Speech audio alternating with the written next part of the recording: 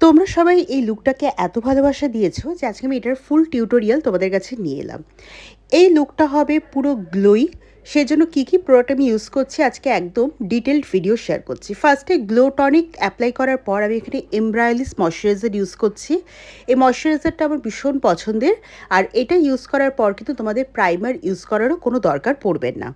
আজকের বেসটা কিন্তু খুবই ডিভি হবে। তো আমি এখানে ইউজ করে নিলাম এলফের একটা ম্যাজিক্যাল প্রোডাক্ট। এটা দিয়ে দেখো আমাদের বেসে কিন্তু কোনো কভারেজ পাবো না, কিন্তু খুব হেলদি একটা গ্লো পাবো।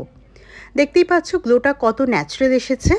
আজকের কিন্তু মেকআপটা খুবই ডিভি হবে, সেজন্য খুব গরমে এই মেকআপটা কিন্তু তোমরা একটু অ্যাভয়েডই করো। তারপর আমি এখানে এক্সট্রা গ্লোয়ের জন্য এখানে কে বিউটির একটা লিকুইড হাইলাইটার ইউজ করলাম, ফুল ফেসে না, যে যে জায়গাগুলো আমরা হাইলাইট করি একমাত্র সেই জায়গাগুলোতে এটা অ্যাপ্লাই করে নিলাম। দেখতেই পাচ্ছ আমার ফেসে কিন্তু অলরেডি সেলিব্রিটিদের মতো একটা গ্লো কিন্তু এসে গেছে। তারপর যেখানে যেখানে আমার একটু ডিসকালারেশন আছে সেই জায়গাগুলোতে আমি একটা ডার্ক কনসিলার অ্যাপ্লাই করে নিলাম। কনসিলার অ্যাপ্লাইয়ের পর সেটাকে হালকাভাবে ব্লেন্ড করে নিলাম। এবার ফাউন্ডেশনটা কিন্তু ফুল কভারেজ আর ম্যাট হলে চলবে না, তাহলে আমরা যে লিকুইড হাইলাইটারগুলো যে পারপাসে ইউজ করেছি সেটা আর থাকবে না। আমি এখানে পিএসসির একটা এইচডি ফাউন্ডেশন নিয়েছি, এটা ডিউই ফিনিশ দেবে।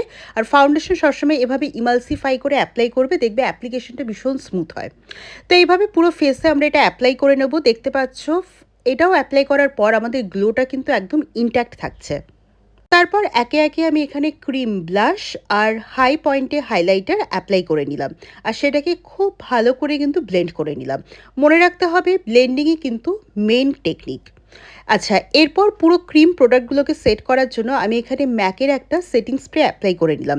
এতে ক্রিম প্রোডাক্টগুলো ইনট্যাক্ট থাকবে আর একটা হাইড্রেশনও কিন্তু স্কিনে প্রোভাইড করবে। তারপর সব ক্রিম প্রোডাক্টগুলোকে আমি লক করে নিলাম এখানে লরা মার্সিয়ারের পাউডার দিয়ে।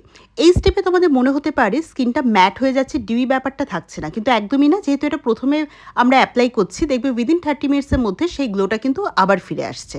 তো এইভাবে পুরো ফেসটাতে আমরা সেট করে নেব। তারপর আমি এখানে একদম ন্যাচারালি আইব্রোটা ড্র করে নেব। আর এখানে আজকে আমি যেহেতু একটু বোল্ড রেড লিপস্টিক পরতে চাইছি, তাই আইটাকে একদম সিম্পল রেখেছি। নাহলে খুব হেভি আই মেকআপের সাথে আরও রেড লিপস্টিক পরলে খুব হেভি হয়ে যেত মেকআপটা। একদম সাটল একটা আইশ্যাডো অ্যাপ্লাই করেছি। তারপর আমার ফেভারিট রিকোডের একটা জেল কাজল অ্যাপ্লাই করে নেওয়ার পর আমি এখানে হালকা করে একটু লাইনার ড্র করে নিয়েছি।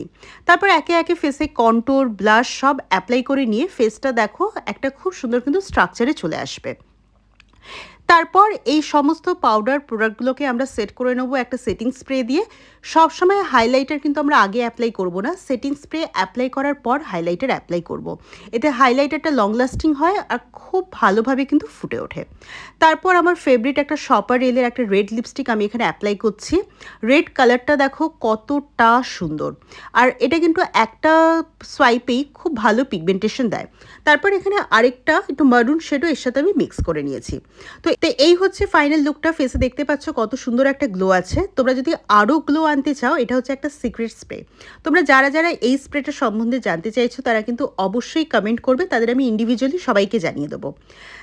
তো দেখো একদম সেলিব্রিটি মেকআপের মতো ফেসে কিন্তু পুরো গ্লোটা এসে গেছে। আর এইটা ছিল হচ্ছে ফাইনাল লুকটা।